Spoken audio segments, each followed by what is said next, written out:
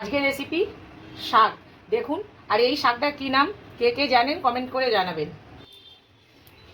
কত সুন্দর লোটে শাক।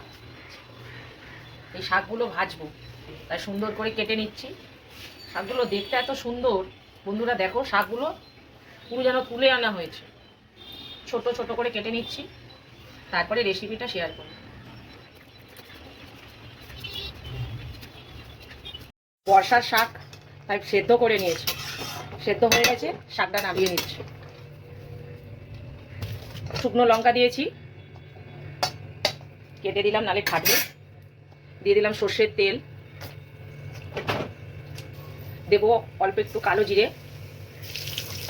সাদা জিরেও দিয়ে দেবো। জিরেগুলো ভাজা হয়ে গেছে, শুকনো লঙ্কা এর মধ্যে দিয়ে দেবো পেঁয়াজ।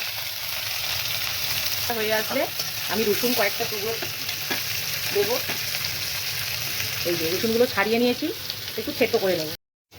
পেঁয়াজগুলো ভাজা হয়ে গেছে, আমি রসুন থেতোগুলো দিয়ে দিলাম। রসুন সব সুন্দর করে ভাজা হয়ে গেছে, এবার আমি শাকগুলো দিয়ে দেবো।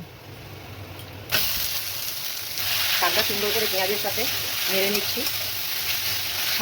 স্বাদ অনুযায়ী একটু চিনি দেবো, টানা চিনি দিয়ে দিচ্ছি। শাক হয়ে গেছে, আমি নামিয়ে নিচ্ছি। শাক ভাজার রেসিপিটা রেডি। ভালো লাগলে অবশ্যই লাইক কমেন্ট শেয়ার আর আমার সাথে থাকুন।